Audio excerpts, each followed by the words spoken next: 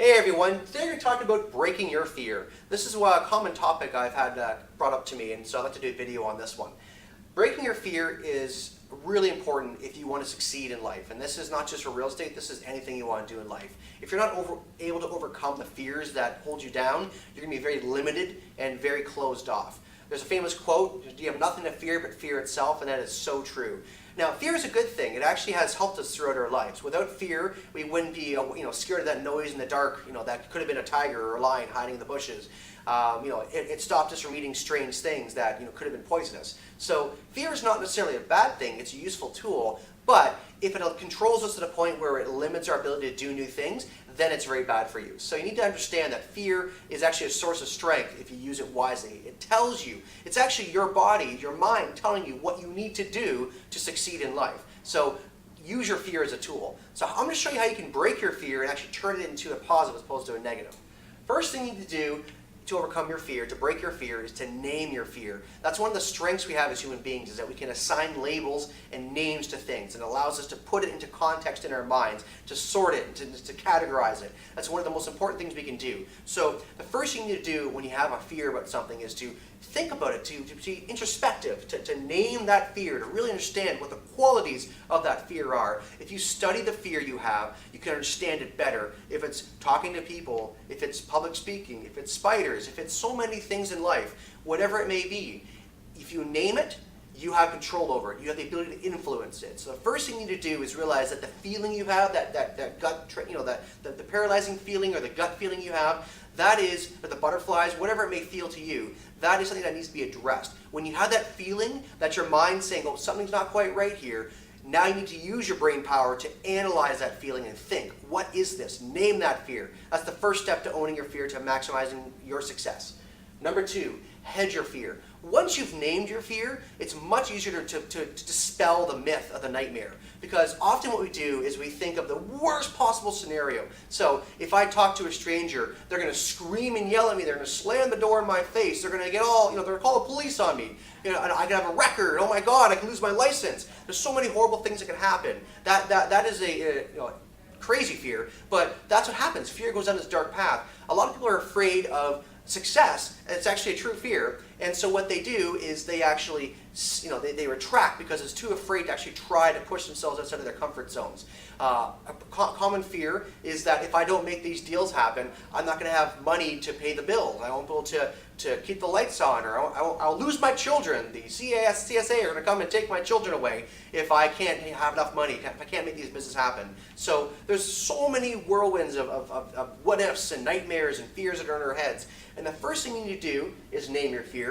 Once you've named it, now you need to start hedging your fear. Realize that the nightmare scenario is never going to happen because you're not going to allow it to happen. So for the example of you're going to lose your house because you don't have money to pay your bills, well, no, you're not. Because if you didn't sell a house this month and your bills are due and you don't have the money to pay for it, are you going to allow the bank to come take your house? Are you going to allow the government to come take your children away from you? No. What are you going to do? You're going to find money. You're going to borrow money from a friend or family. You're going to sell your TV. You're going to do whatever you need to do to get money together so that you don't have the nightmare scenario happen.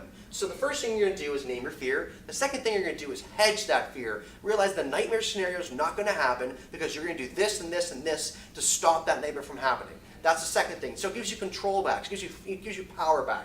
Number three, confront that fear head on. If you're afraid of succeeding, well, go out and succeed. If you're afraid of talking to people, go out and talk to people. If you're afraid of spiders, go out and find some spiders. At the end of the day, the only way to overcome your fear is to directly face your fear. Because for the vast majority of fears out there, they are irrational fears. They're only limiting fears. They're not real fears that are holding you back. Jumping out of a plane, well, that's a legitimate fear because you're going to dive, hit the ground pretty fast.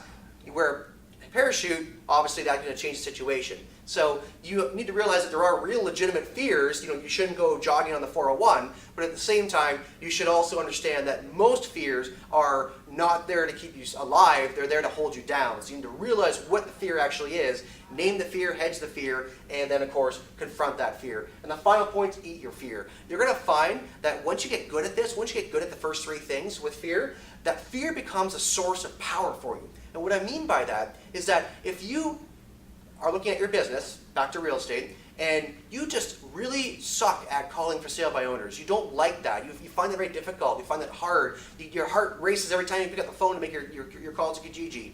Guess what? That's exactly what you should be doing. Your mind, your body is telling you what exactly you need to do to succeed. The fear that's inside you is your compass saying, this is the direction to go.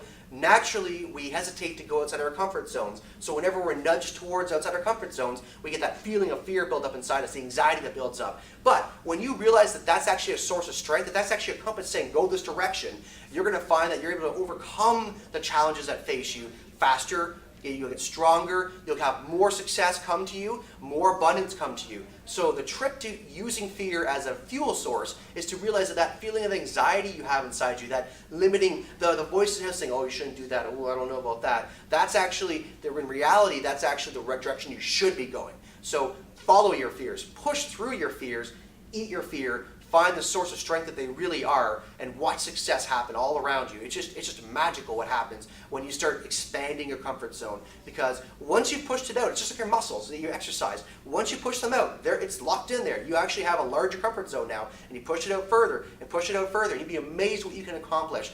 Even 6 months down the road from now, where you are today, where you could be, with eating your fear as a source of strength. Good luck.